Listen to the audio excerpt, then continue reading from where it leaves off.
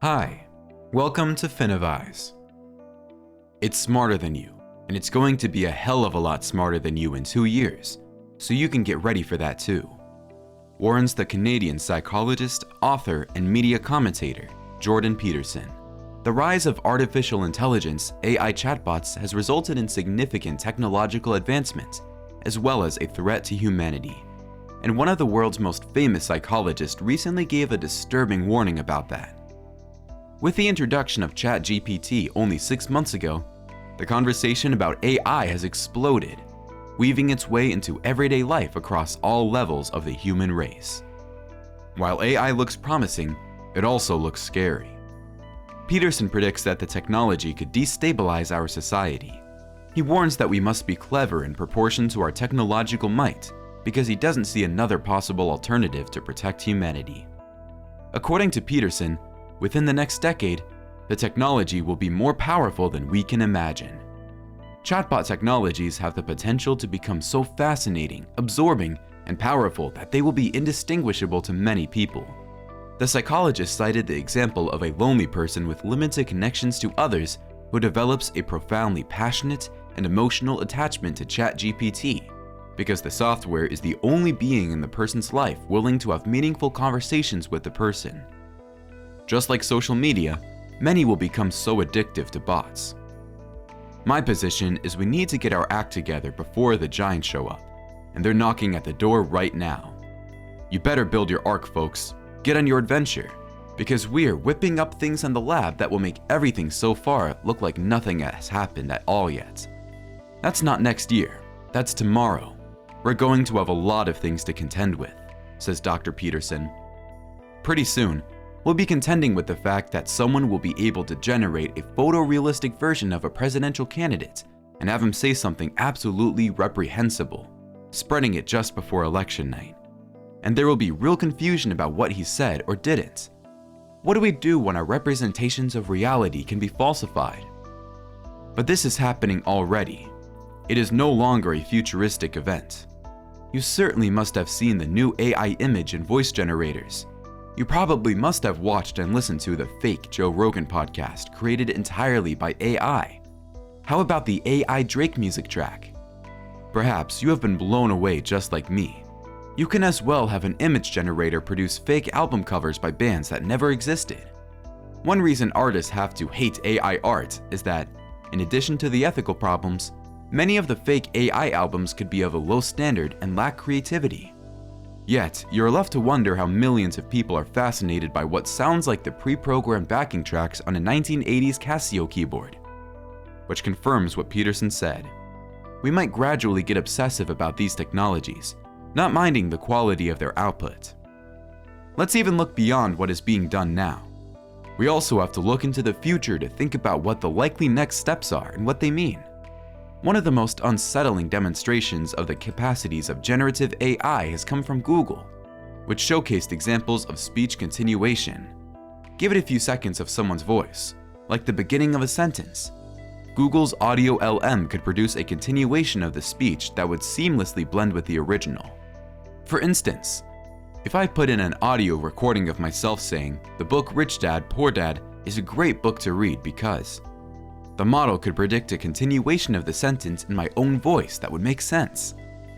Someone already used a more rudimentary audio generation tool to produce a never-ending conversation between film director Werner Herzog and cultural theorist Slavoj Žižek. Ironically, the artificially generated Žižek is even more coherent than his human counterpart. It becomes more disturbing when you think of the possibility that someday an AI can generate a fake Fast and Furious movie that is indistinguishable from a real Fast and Furious movie, because it is trained on videos of the original series. Will we soon be able to create a new film starring Cary Grant just by training it on old films of Cary Grant? If you are still doubting that, I don't think you've looked closely enough into what is being done already. The really shocking implications of AI will dawn on us when we think about the magnitude of what we can generate when all these newly launched AIs are combined. If ChatGPT can realistically generate interactive text, Audio LM can read the text in anyone's voice, and maybe any third model can adjust ChatGPT to have, say, a simulation of a given person's writing style, plus the powerful new video generation tools being developed. It's possible that quite soon, there could be a tool that allows me to have a video call with the quite realistic simulation of myself. Or one could build a mirror in which your reflection talks to you. That's if it's not existing already. Weird, right? Well, they are quite feasible. If you've ever interacted with ChatGPT, you will know that it is very different from previous chatbots in so many ways. They were always dysfunctional and easily exposed as non-human.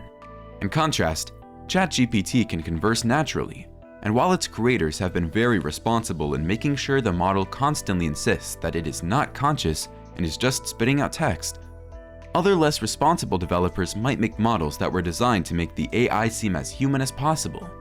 Given what the existing AIs can do, a model can be built that will simulate the experience of speaking with a deceased loved one by being trained on their voice, photos, and emails.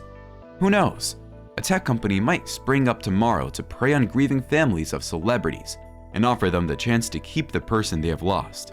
In a world where you can already rent a family, everything is possible for money. And of course, the simulated dead people will only get more and more realistic over time. We are quite close to having the ability to produce fairly realistic simulations of the dead.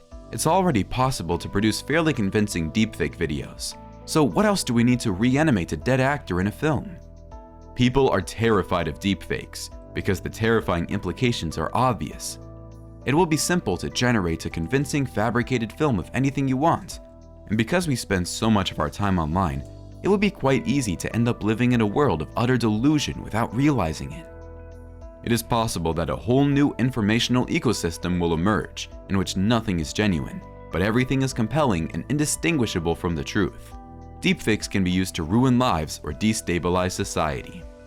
People will be disconnected entirely from reality and living in a bizarre simulation. Of course, the advent of technology will definitely lead to the development of even deadlier weapons by superpowers that are inching closer and closer to war with every passing year. It's better not to talk or think about the military applications of AI. Are we prepared to deal with all this? Of course, there are people that will tell you that the technology is not all creepy and horrible. It can also do things that are cool, like automating tedious tasks and democratizing learning. But it seems they fail to recognize that it can also do the unthinkable. Have you ever taken a minute to wonder why are these AIs accessible to all for free? Are these tech giants so interested in helping the masses that they will spend millions of dollars on a product only to bring it to your doorstep on a platter of gold? It's simply because the more we use it, the faster it learns. The programmers are testing their products on us. We are the ones providing information to build and improve these AIs. The mind is like a muscle. The more you use it, the stronger it becomes, which is applicable to ChatGPT and others. However, for us humans, the less we use our minds due to excessive dependency on these technologies, our minds begin to shrink. ChatGPT has the endgame possibility to weaken our children and future CEOs during their learning process. We need to know how to work productively with AI without turning our minds into a piece of toys because of our reliance on AIs. If we don't stop the race, it is clearly going to kill us all. If we don't provide a basic quality of life for all, there is going to be colossal disruption from tech-created unemployment. If we don't build trustworthy media institutions, a huge part of society will become misled by dangerous delusions. If the tech giants are coming for us, we have no option but to do what is necessary to make sure that the merely creepy doesn't lead to the outright horrifying. Countering this requires trustworthy institutions that can verify what we see. It requires journalists whose job it is to figure out what's fact and what is mere simulation. That's why it's so distressing that these technologies are coming about precisely at a time when people are losing trust in the media news and the financial resources for deep journalistic investigations are drying up.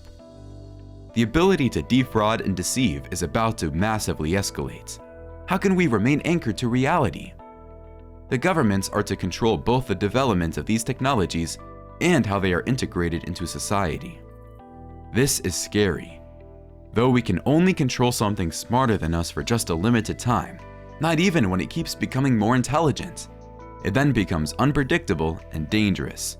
But everyone owes it to themselves and to those around them to understand how these tools will impact our everyday lives and be on guard at all times. Enjoyed the video? Now watch this one.